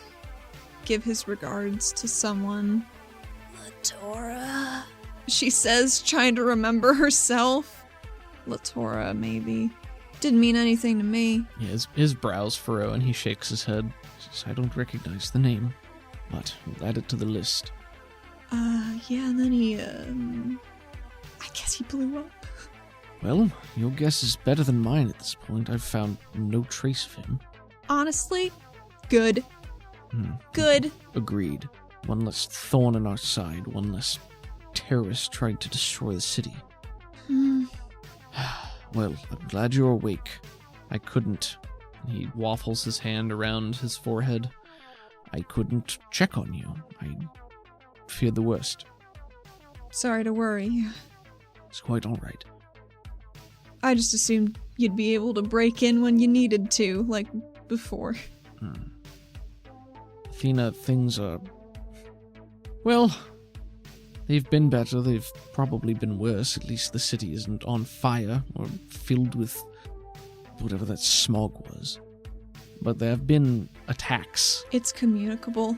What is? They were priming the city. This was a test run. He's gonna try... Well, not him, but someone's gonna try and infect the whole city. Just everything. With red. His eyes widen at that. Not everybody's gonna be able to compartmentalize it as well as Harlan Troya, king's son of a bitch. That's why these people have been going crazy, is because it just eats their brain because they can't handle it. So, we gotta find this fucker. I don't know who he is. Might be a girl, might be a guy, some Karnak. Foggy little bastard helped make the fog. I don't know who they are, but I'm gonna fucking find them. That needs to be our next step. If this is simply a test run, I balk at the thought of what the actual... He trails off, looking worried and exhausted. Puts the hand up to his face as he's thinking. Golly, Sahir, it's a person. It's a shadow man. His eyes widen a little bit. Shadow man? Troya said he's just a normal height dude made of shadows with red eyes, and he wants to get his name out there, and how better to do that than writing it on a bunch of papers that makes people crazy. It's disturbing. Nima said, he's new, and he wants recognition. He wants power to be known. I don't quite know what to make of that. There's one thing you can count on for fanatics who want recognition. It's that they're always thinking on a grander scale. So you can be sure whatever the next move is going to be big. So let's just cripple him best we can right now. We need to go talk to that guy. Well, I mean, I guess he's probably not talking much. Who? The Nakir in the cell. Has Roja been keeping him under? No. But you are right, he hasn't been talking. But he appears quite sane. Really? Yes. He was slavering, ravening, mad, thrashing about for, I don't know, a day, however long you had him here. Then, after the explosion, I suppose it continued for a bit after that, according to the guards, but within the last day or so, he certainly calmed down. Do you think Troya was a hot spot for this energy? Take him away and the influence is less? That seems possible. This is new territory, I don't know, but did you find anything out from him about his capabilities, what he could do, anything? Troya? Yes. It would help us to determine what he has been doing and what might be yet to come, or what his associates might be capable of. Oh boy. If there are any. He, in addition to being a psionic, he could just dissolve things. Straight through metal. That's actually what goofed him a bit in the end, funnily enough. He was working for Olivier before he worked at the casino. Said she was impossible. Just an impossible woman. Very bossy. The explosives were for her in the warehouse. Didn't find out what they were for, but she didn't get them. She probably just blew up the apartment with half of it though, right? It seems likely, given what we've put together, or what you've put together. Why would she be helping? If we're still missing pieces that we don't know are missing. I don't know. But the Nakir, yes, if he was a hot spot, as you called it, certainly if he was broadcasting a signal or energy source or something like that, it could be problematic. It's hard to say. When Troy I think he had a pretty good grip on his people while he was alive, but if people with red eyes have just been tearing through the streets, hurting people, maybe it's because they didn't have him tethering them to something or other. God, I don't know. It seems a logical leap to me. So you take out the source, and the rest lose control, I suppose? I don't know. Maybe they're just the ones that are crazy, can be commanded by a lieutenant. It's possible, certainly. Or maybe it's just because he had psionics. Maybe both. Well, at any rate, I'm glad you're awake. And, be careful around Fodi's wrath, Athena. Oh no, I definitely got that vibe. I can't see into his mind either. Not anymore. taps the top of her head. He gives you a slow nod. It's a recent addition, within the last several months. I don't know why, how. Well, he's a psiologist and a conic to boot. I assume it's similar to what you did.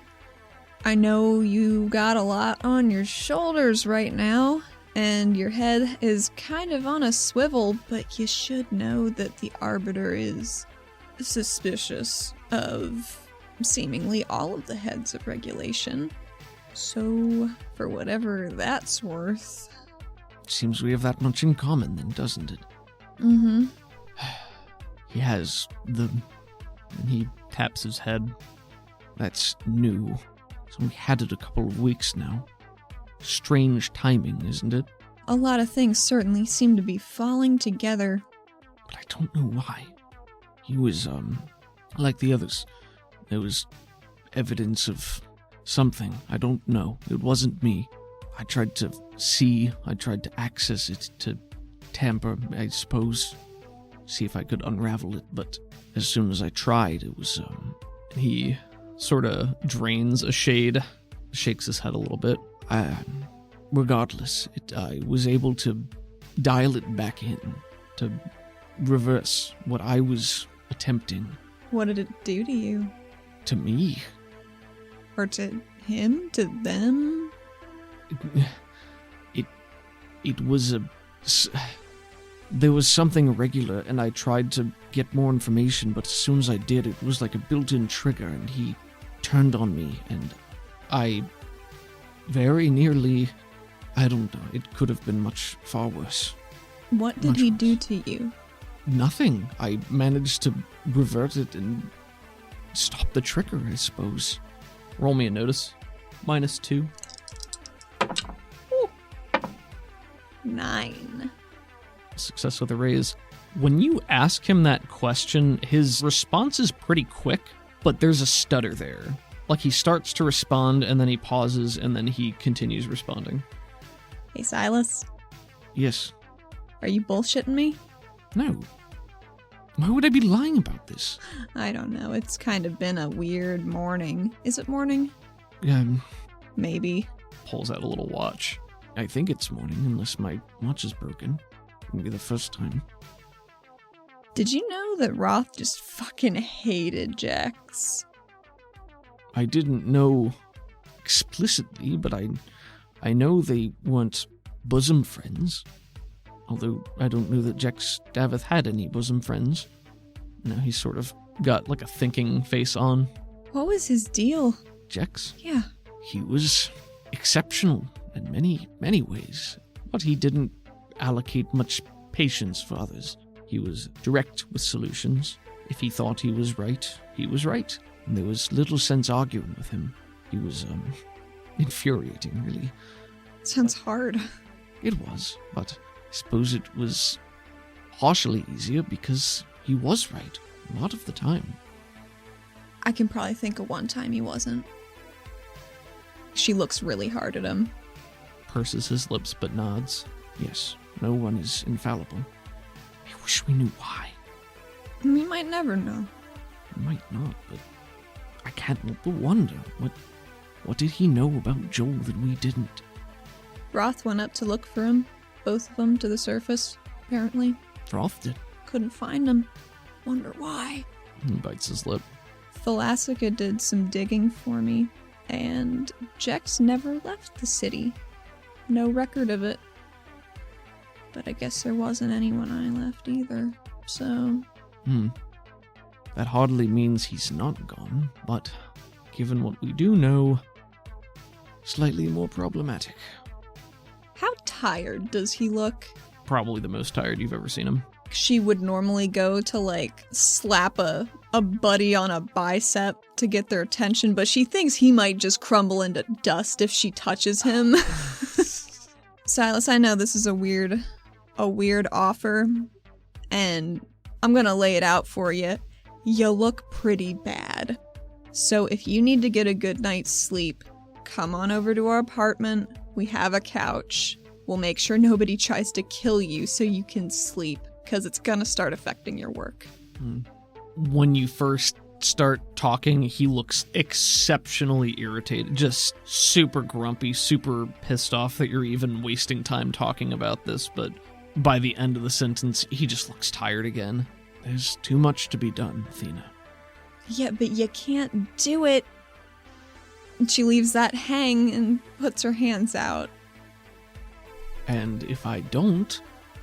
I think you can allocate enough time to take a power nap.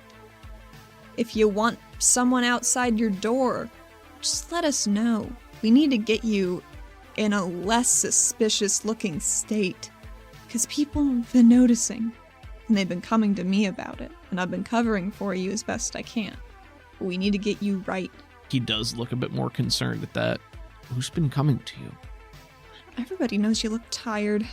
It's been an exceptionally hard time for you. And I want to help. So, you got a task force. We'll watch you. Make sure you can get rest. Because you need it. Roll persuade, and this is going to be at a -2. 8. Success with a raise. It looks like he's sort of bubbling up, getting ready to be angry, and then he just deflates and sighs and slumps in the chair. I'm so tired. I know. I can tell. Very well. Yes, you're probably right. Sometimes that happens. Even a broken clock is right twice a day. Incredibly flattering. Thank you. Absent-mindedly nods and then starts to rub the bridge of his nose under his glasses.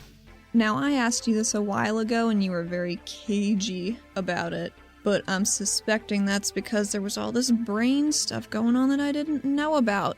But man, I need to know what those orange eyes talk to you about. I would like you to make a persuasion at -4. Okay. -4, you say? Yeah. That's still a 6. 6 is a success. Okay. It's these new purple dice that I've been incorporating into my pool have been helping me out. Maybe. At a cost. Yeah. There's a very long pause, and his posture doesn't change much, and it's almost like he doesn't react to you having spoken, like he didn't hear you. And then he does finally speak.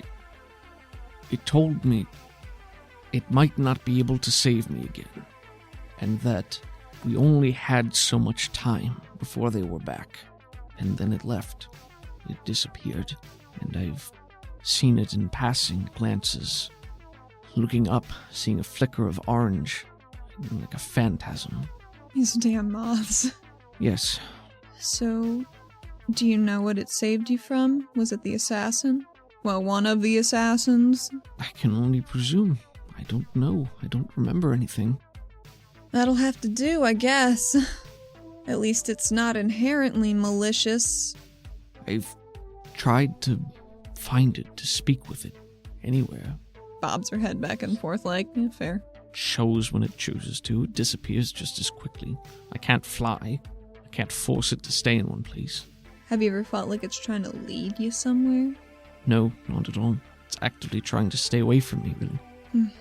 Does it feel like anything when it's around? What do you mean? Just in your gut. No, I didn't think so. It feels like a strange presence. It has a mind. Alien. Strange, I couldn't. That one time I was close enough, I wasn't strong enough to do anything. And when I awoke and it was there, I had no physical wounds. Said it had saved me, but I don't know. So you blacked out, you woke up, and it was there? I don't know. I woke up and it was there. I can't remember. I guess don't worry about it too much. I'm just curious. He nods in a sort of a dazed way. So you let me know when you need a nap, but I have to go soon to find out where Tuka is and mop up the rest of this situation on the outside. Well, if you're going to be busy, then obviously I can't go to sleep, can I? Well, Roja's still here and she is quite adept. Yes, that's true. I'll go and speak with her. You trust us, right? What? Us, this. We got you. I hope you know. He nods slowly and he says, yes, of course. Can I see if he's telling the truth? Sure, go ahead. Very curious. Spirit roll. 4. Seems like he's telling the truth. I'm just going to assume that in any in-between time, like, you've filled him in on basically everything that happened unless you're specifically omitting things. Yeah, she's filled him in on everything that's happened at the island, 100%. She has not told him about her special new mission from the Arbiter. Are there any clothes in this room for Athena to wear? Did somebody drop clothes off for her, maybe even from her locker in the room? Maybe you had a spare set of clothes in your locker just at the spire for changing out and stuff like that, or Pavi could have brought something by. Nice. I think she slips into that fresh stuff, but still has not had a bath for 2 days, so is feeling kind of grimy. But she has a really nice braid in her hair, and she's feeling it. She's feeling that. Nice. Athena would ask Silas if he knew where Zadal was. I don't know, Athena. He's, out and about, maybe.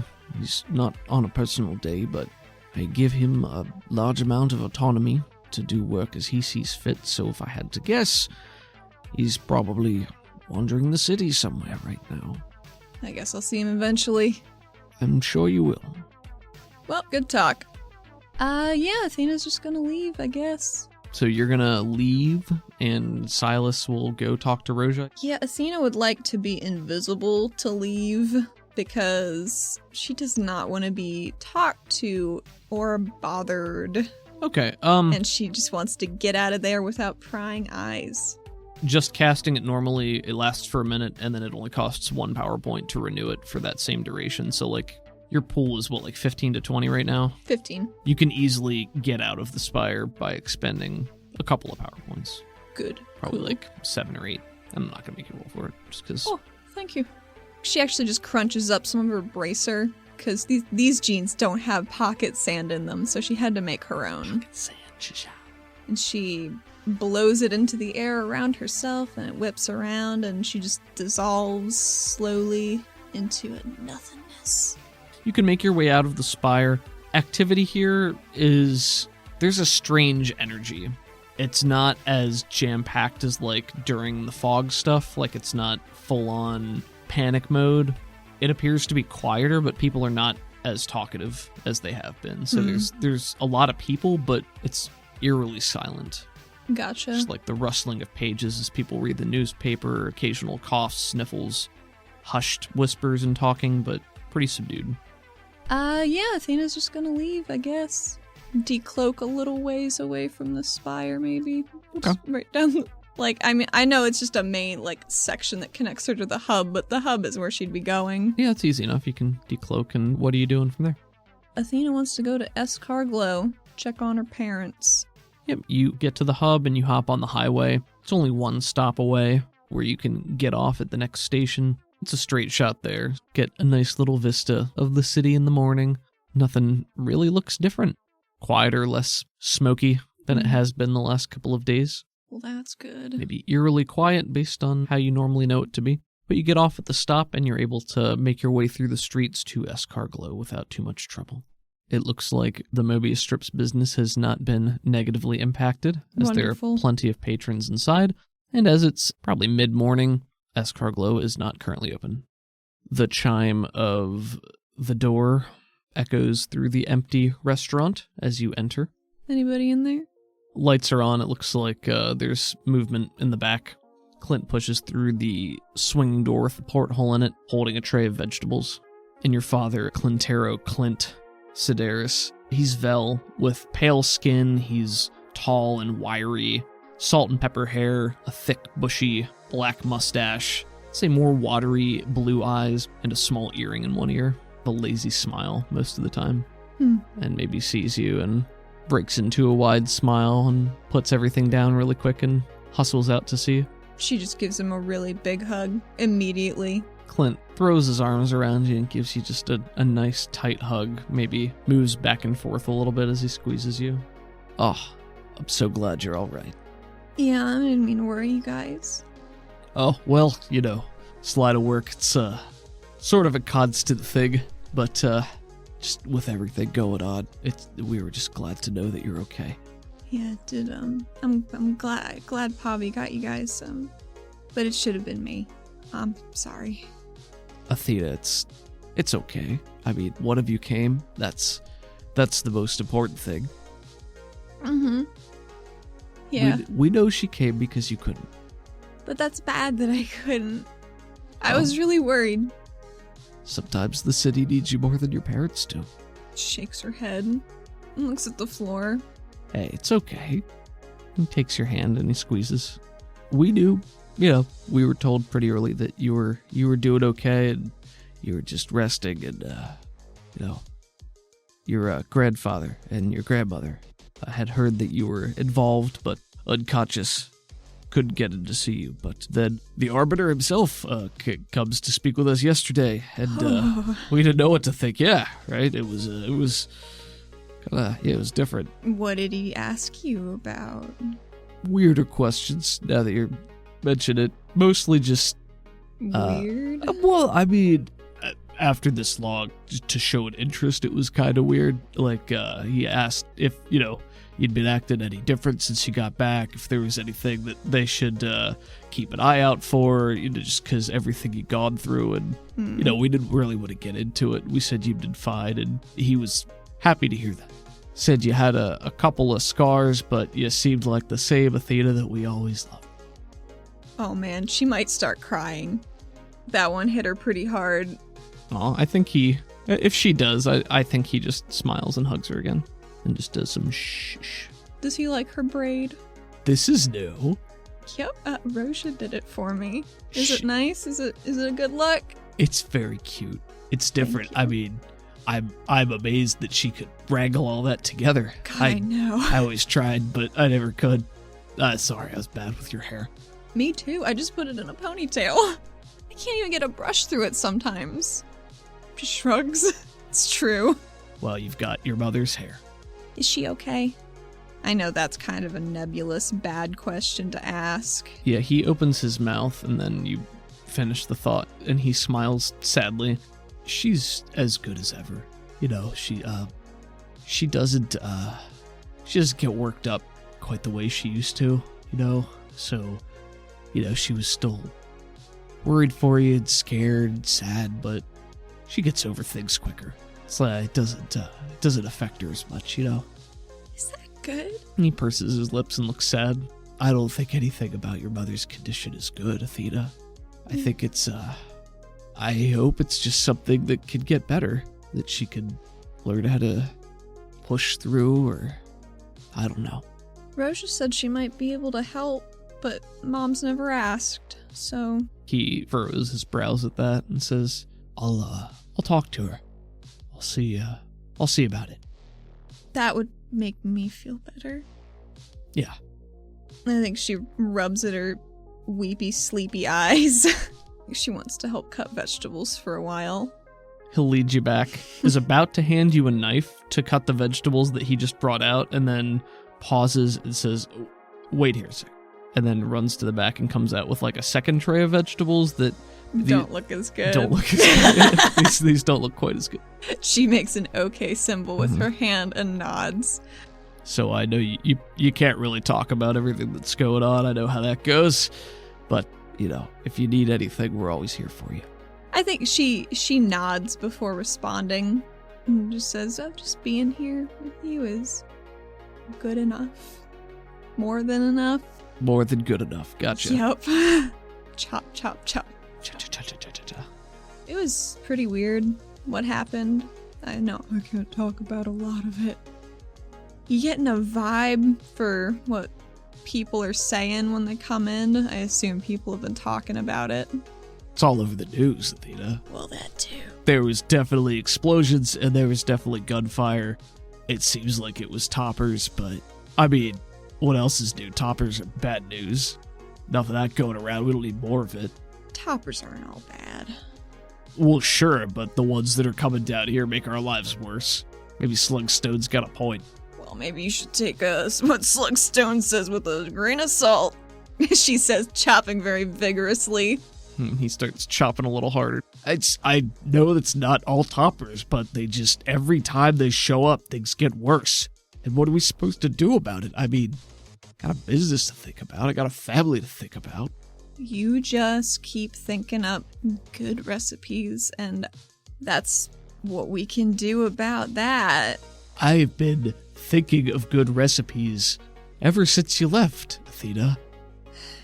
Slows in his chopping and puts the knife down and just sighs. And it hasn't helped. It hasn't made a difference. Things have just been getting worse and worse, and now clock's ticking, and we got one more chance to pull this out. And that's all I got. I gotta win that contest. I gotta beat Mobius. Obviously you're gonna, because I'm not gonna let him cheat, little rat bastard. Mobius. He starts chopping again. She goes to preemptively close the blinds so he doesn't accidentally see him. He chops a little bit more and then looks down at his mangled veggies. He says, Ooh, those look like I chopped them. If you want to finish him up, that I gotcha. He just nods. Switches cutting boards. All I'm saying is, sure, there are bad toppers, but it's not like there weren't already bad people down here too. Well, sure, but it's like the ratio, right? Like the amount of good versus bad is sort of skewed one direction, right? I don't even know about that. I think a lot of people are just coming down here and trying to live a better life because they know it's good down here. What, at the expense of everybody else? So I should live a worse life so they can live a better one? Is that it? That's not what I meant. Don't worry about it. He doesn't respond to that, but he softens a little bit, maybe. It'll be okay. I know. Stuff's weird up top. I think if people want to come down here and see how we live, and even if they go back up there and they want to try and do better, I think it's a good thing to let them try, you know? I might just be talking out my ass. I wouldn't care if people would have come down here if it didn't make our lives worse. That's all I'm saying. Things have only gotten worse for us over the last, well, ever since you left especially, but, you know, it was going downhill before that too. Stupid father making it worse. What's he been doing? He's been siding with the toppers and votes. Why? I don't know, Theta. It's not like I talked to him enough to find out why. I mean, do you think someone had some dirt on him? I don't know what it would even be. He's my grandpa. I mean, a fancy, important guy like that, bound to be something, right? Head Siphon, the curator, runs in the family business. She nods. Well, maybe not anymore, huh? Yeah.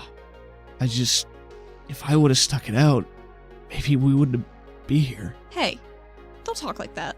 Maybe if I would have, maybe I'd be the curator now.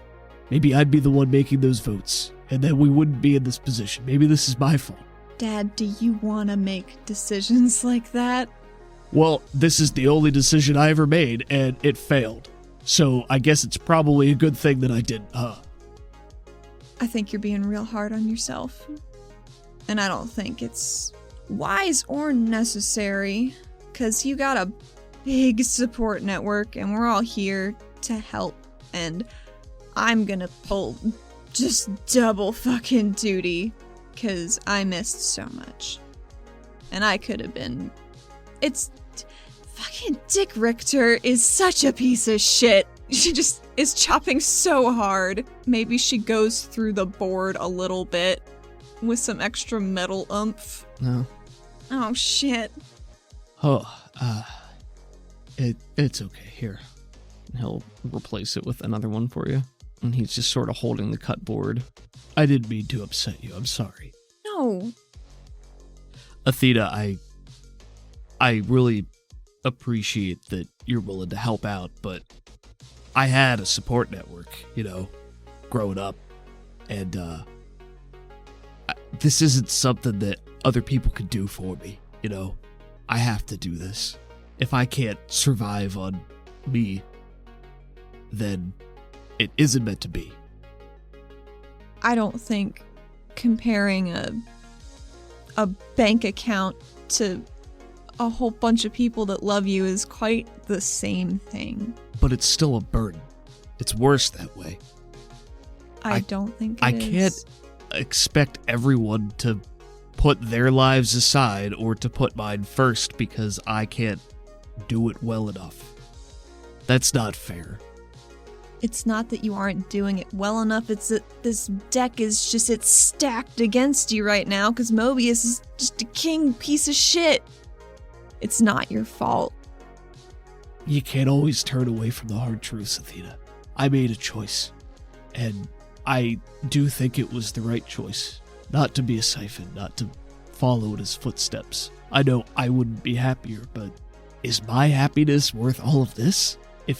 Obviously it doesn't matter, I can't go back and change what already happened, but I can't help but wonder. Dad, apparently I could have been Proctor if I hadn't, you know. So, That I get it. is not the same at all. I chose this. You didn't choose to be kidnapped and taken to the surface, Athena. That's not fair to you. It doesn't matter. I just want to help people, and I can't do it from here yet. But I'm gonna get there. Probably not as the Proctor, but I don't know. You've helped a lot of people, Athena, and we're really proud of you. Well, I appreciate that, but I know your job is dangerous, and I know there's things you can't talk to us about, and probably a lot more that you just don't want to, but we love you, and I'm proud of you for following your heart. It's what I did. I just hope yours works out better for you. I think that's counting your chickens before they're hatched, because it's already worked out. I grew up here. This was amazing. It is amazing. This is where you need to be. And I think I need to be somewhere else right now, because I've got so much to do. Well, But I love you so much. I love you too. I don't want to keep you. But you know you're always welcome here. And he gives you another big hug. I did come in outside of restaurant hours. Oh, I know. So I know. she gives him a very, very big hug. Which he returns. She heads on out. The door jingles as you leave. This time, as you're walking out, we get sort of a parallel shot to when you saw Dick taking out the trash in the flashback. Except this time it's Mobius walking around throwing trash into the trash can. Mobius, the proprietor of the Mobius Strip, your father's arch nemesis, who is a short, gray-skinned Nakir man, bald, pointy gremlin-like ears. God. A broad smile with slits at the corners of his mouth, as the Nakir can open their mouths much wider than normal. He's got thick black square-rimmed glasses and just the shittiest smirk on his face as he sees you and raises a hand to wave. It's like a beauty pageant wave, like at the wrist, just Gotcha. back and forth. Athena holds up one finger to him as if to indicate, hold on a sec. And it looks like she's looking for something. And out of her back pocket, she pulls a middle finger for him and smiles. A beauty pageant smile, she hopes. Go ahead and roll me a taunt for that. Her untrained. No, I have a D4 You in have a taunt. D4 in taunt? This blew up. 5. 5, he got a 4, so that's a success.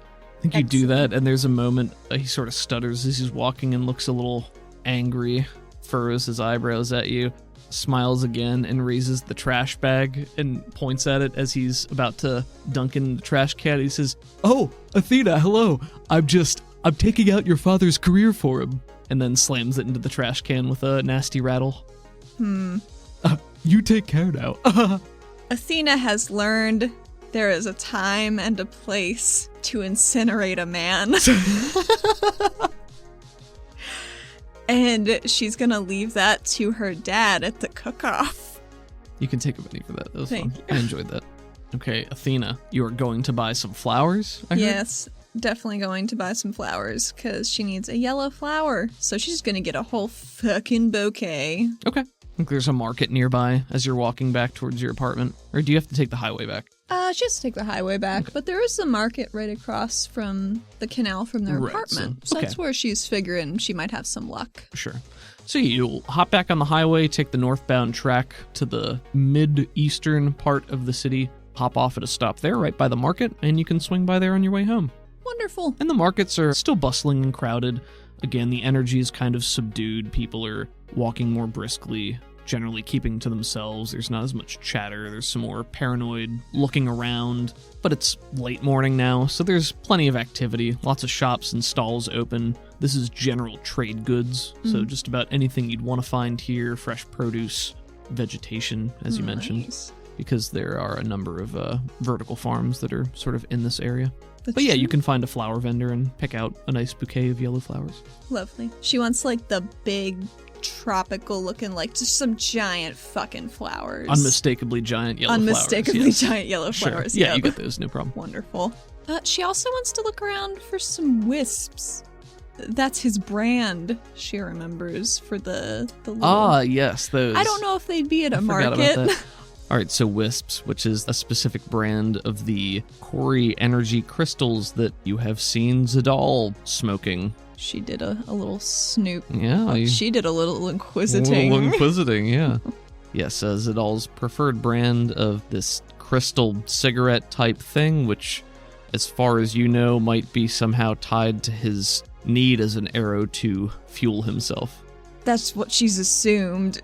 But she can't buy him a snack, right? So she's gonna just get him some wisps. Sure. Makes sense to me. Snacks are usually her go-to present. Sure. Roll me a notice at -2. See if you can find some here. 8.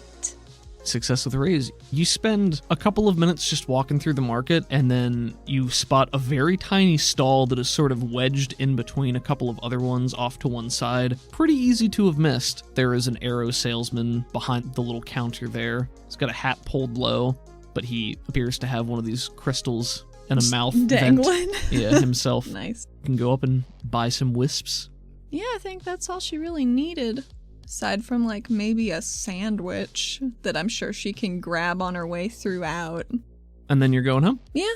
It's a short walk across the canal. This is the same canal, in fact, that you were attacked at when you were heading back with Tuca. Sure was. What felt like so long ago, but was only a couple weeks ago, yeah. I did do the math. It's been 25 days since the start of this show. Thank you for your service. And you're walking across this canal. Can definitely still see where a bunch of the bullets, chipped off bits of stone that haven't been replaced. There's the building that Tuca scaled and jumped off of to cut the motorcycle in half. I think she's reminiscing about how cool that was, just allowing herself an indulgent moment. Like, man, Tuca's great. I hope she's not angry at me. Then remembering that that is who you're going to leave these for, and she might have words with you. Yeah, probably. I mean, who doesn't want to have words with Athena? Most people seem to be very interested in that. I feel like Reitz would prefer to never have words with you. That's kind of wanting to have words, though, but in a negative capacity. Make your way back to your apartment. Is there anything else you wanted to do on your way back? Mainly just taking her time walking, because she hasn't had free time for, like, a while, it seems like. And she's also trying to stretch out her leg because it is very stiff. Gotcha. But she doesn't want to show any weakness. You could take a Benny for remembering about your stiff leg. Oh, thank you. Which doesn't actually have any mechanical penalties right now because you rolled a success with a raise on your vigor roll after being incapacitated. It's wild. Which means that your injury goes away once all of your wounds were healed, which Roja did basically right away and then kept you under for a period. You get back to your apartment and you climb the stairs and you get to the door and you notice that the door is ajar. Oh, fuck. Athena drops everything on the porch and goes invisible. Is there a front porch? I kind of imagined it like our Florida apartment where there are stairs on the outside and a little landing and then the door. That's what I've always been picturing, but... Gotcha. Yeah. Oh, you're invisible again? Should I roll for that? Yes, you should roll for that. But, I mean, you've been resting for long enough that I think you got back your power points that you lost. That's a 9. That's a success of the raise. You are fully invisible. Would you like to make me a stealth roll? 9. You enter. It's dark in here, like I said, and you only get a couple of steps in before you notice that there is a form sprawled on your couch. And as you enter, the form jostles very erratically and then pushes itself up. And in the darkness, you can see these glowing blue, strangely tinged eyes. And you just hear a voice come through and says, "Who's there? Who's there? I can hear someone's there. Who's there?" Is it a short form? Yes. She doesn't want to be invisible anymore. You hear the faint hum of Corey energy in the darkness. Hey there. Hey, it's okay. This is my house and I want to not be shot. The eyes in the darkness, they're bobbing at first, and they calm down a little bit, and you just hear a voice says, "Athena?" Yeah. "Oh, okay." I'm gonna go shut the door real quick. I'm gonna put the gun down. "Yeah." Okay. You hear the thump as the gun hits the ground, and then a much heavier thump as Zadal face plants into the ground as well. Oh, God! Zadal?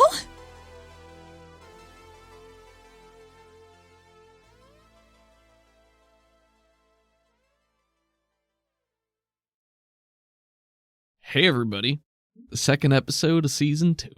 We forgot about this last week because we're good like that. We're on it, y'all. We're on it. We did an interview on a great podcast called Worldcraft Club. All about world building.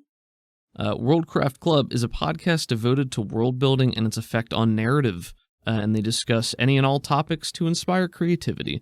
And they've done interviews with people like us, because our interview's out. That's what we're plugging right now. And they also discuss more generalized topics, themes, stuff like that.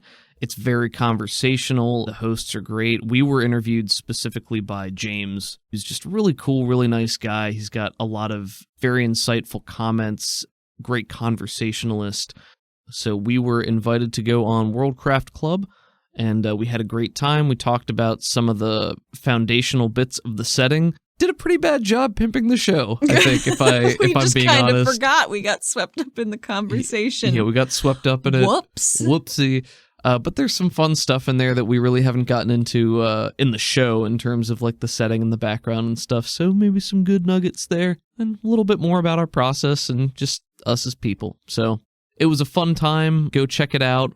Worldcraft Club. Worldcraft is one word. Club is the second word. You can find them on basically anywhere podcasts are found. And they have some good content. Give them a try.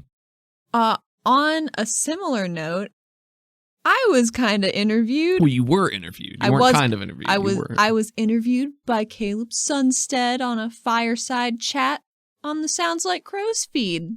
Came out last Tuesday. And funnily enough, I also forgot to pitch our show, despite being on there to talk about making it. A fucking amateur hour. God. Well, that's part of our charm is we never push the things that we do. So because it makes me greatly uncomfortable. Sure, but you guys found us. You guys are here, so somebody's hearing Thanks it. Probably. For coming, yo. Thanks for coming, you guys. Have a seat. But the fireside came out very well. It's great. There's a lot of good content. It's only Allie and Caleb, so you get to hear them dish it out together. There's some exciting moments where Allie kills a spider.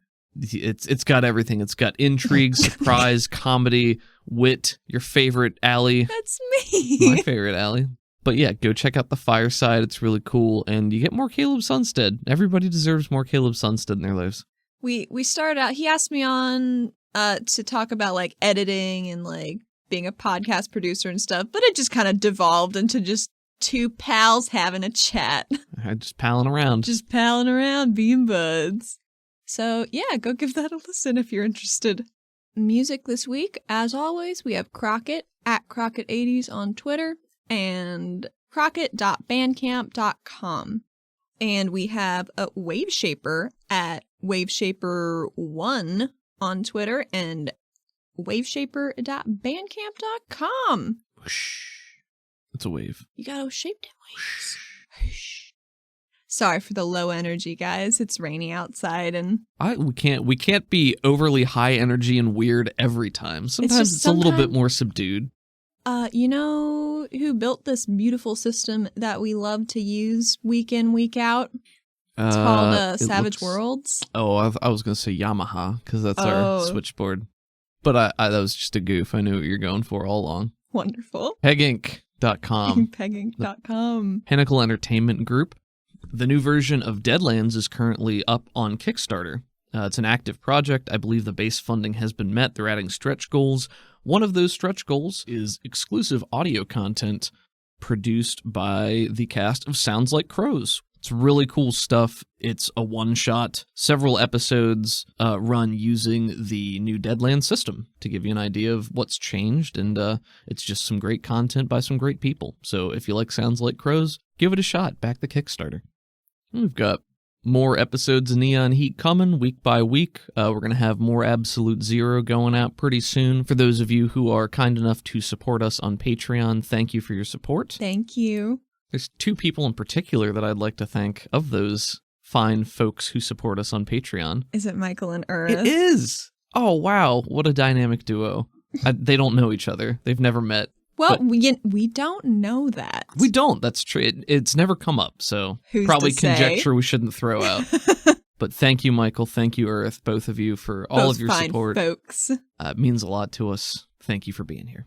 Check out our Patreon. It is at patreon.com/RPG for you and me. There's still a hold on all the physical merchandise attached to it until we can get more parts to make more things to send out. Yes. But the whole factory is currently shut down, so we'll get it figured out soon we'll enough. get it figured out. And I'll send some bonuses along the way for the wait, because y'all deserve it. Thanks to our lovely backers on Patreon, we have a scene to bring you this week. So thank you again, guys, for tuning in another week. And here's an extra scene, and we'll see you next time. Bye, guys. Oh, Regulator Sedaris, thank goodness you've shown up. It's an emergency, a terrible emergency. Oh, what's the problem, sir? Oh, Athena walks on over, ready to go. It's my prize Domba, Scampthony. That's a good name. I know. Where did it go? And this guy, he's Nakir, and he's got very light gray lavender skin, orange eyes, and he's a bit older, so he's more hunched over. And he's got a scraggly beard there, floppy hat to one side as he turns around and points, and there you can see there's just a smashed bit of fence. Athena's eyes grow a bit wider, and she says, Scampthony, was that it? Yes, ma'am. Does he respond to it? When it cares to. You know how it is. Yeah, I'm gonna do my best, and I'm gonna go find Scampthony. Be right back, I hope. Oh, thank you. She gives him a little salute off of her forehead and starts running. Yep. The fence is smashed to bits in one very small patch, and with just sort of a trail of the wood leading off in one direction. Giant hoofs have stamped hoof prints into the moist ground. Seems easy enough to follow. Yeah, it's not really a mystery as to where this thing goes. It's maybe a couple 100 yards until you can hear a commotion coming. Her light jog has turned into something a bit more urgent. So you round a corner. It's a small side street, and there's a cart with some vegetation on it, and a giant, enormous Domba who's just sort of rustling through it with its snout, and a very affronted-looking Ori woman standing off to the side as she's running hands through her hair and walking in circles, unable to do anything about this. Ma'am, you want to take a couple steps back from the cart? Regulator business. You've got to do something. He's eating all of my vegetables. I know, and that's why I'm here. So just give me some space. I don't know how he's going to react. She moves like 10 feet further back and continues walking A little bit around. further, ma'am. They're big. They move quick. I can see that. Athena takes very deliberate steps towards this giant boy, just wrecking this stall. Can I cast empathy on this Domba? Sure you can, why not? And this whole time you just hear those loud crunching noises, and its head is stuffed in the cart. 5. The emotional spectrum of this enormous beast is bright colors, like energetic excitement. How do you describe hunger? Desire for the crunch. Desire for the crunch, evident in its swirling aura, as this thing crunches in and then, for the first time, pulls its head out of the cart and is just looking at you with leafy greens, some Keltis dangling from every inch of its mouth, and it continues just chewing. And this thing is like as big as a moose, probably bigger than a moose. So big. Its shoulders are like 10 to 12 feet high. It's got huge curling horns, just a very wide, long, and flat face And those hourglass-shaped eyes. She takes one step. I think this is Athena from before she left. I think this is a short hair, younger Athena, bright-eyed and maybe not as bushy-tailed as this Domba, but making slow but determined progress towards this big old boy. And she puts her hands up in front of her and just says, "Scampthony, hey bud." Leans down to look at you as he keeps chewing. Threateningly, or? Roll me a notice. He just picked up like 4 dice and threw them. 11. Doesn't look like it's aggressive. Maybe more playful than aggressive. Maybe she sees that it's a little playful. Is there just a spare basket of vegetables she could grab? There's vegetables just being tossed from this cart because it's Wonderful. ravaging all of the vegetation. Athena puts one hand slowly in one of her belt pockets and pulls out some cubes and tosses it to the lady. It's like, this is for what I'm taking. Gotta see if this works. She wasn't ready, and the cubes just scatter all over the ground. Athena doesn't have time to deal with this. Sorry. She picks up a basket of leafy greens and tries to playfully tempt the Domba with it, like wiggling it like a little wand and backing up slowly away from it. I'm gonna say this is a taunt. You're not like using words to get it to come. Oh, is that a crit fail? No. Oh. It's an 11.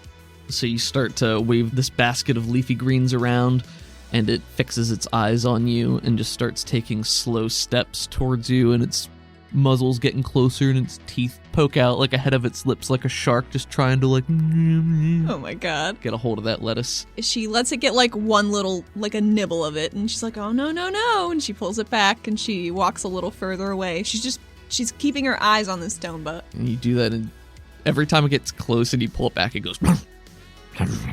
She tempts it with little nibbles to keep it coming. Singing Domba.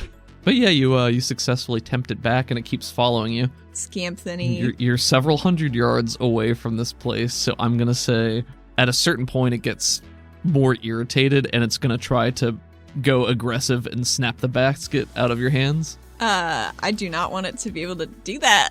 What should I roll for that? Agility? Agility, I think. 5. And this thing, I don't think it's probably got a D6.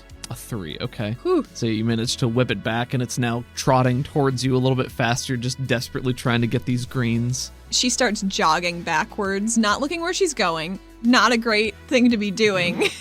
And she starts leaving like full cabbage heads or whatever the fuck right in front of her. Okay. The rewards get better the more it follows her. The first 1 or 2 bounce off the ground, and then it's close enough that it's just snapping them out of the air as you throw them up for it. Scampthony, you can't run away. You can't do that, bud. That's what I thought you'd say. You beautiful boy. And he does look very fuzzy for a creature with metal wool. Well, it can look fuzzy, but maybe not in practice. And you notice one of the buildings you're passing has like a nice steel wool just scraped down Fuck. Some rocky chips falling out of its fur as it jostles after you. She is running out of cabbage, but is she getting close? At this point, you've probably made it back, and you get him through the fence, and She hucks the last remaining cabbage to the other side of the pen. The older Nakir man jogs over to you and says, Oh, well, it looks like you wrangled him up real nice there. Oh, he's just a big sweetie. He's just hungry. Scampthony, you can't go running off like that, good boy. That's what I told him. He runs up and very lightly brushes the wool. While he's distracting Scampthony, Athena quickly rebuilds the bit of fence with some metal. It probably doesn't match, but it's going to be more solid than it was. Oh, thank you, Regulator. That was gonna take me a bit of work to get put up. Well, it's my pleasure. Scampthony's so big now he can just smash right through it when he wants to, but usually he's a good boy. Well, Ain't you, Scampthony? And he pets him. could I hug Scampthony, please? Oh, of course you Does can. Does he like a pet? Oh, he loves a pat. I think she goes and gives him a hug on his big face. Aw. And he's still chewing. You can feel his cheeks moving underneath your arms. And she just whispers to herself, "This is the best day." And Scampthony goes, ah. Scene. I've delivered your Domba, I said. I don't have a Domba, they said. And then I was off. To my next adventure.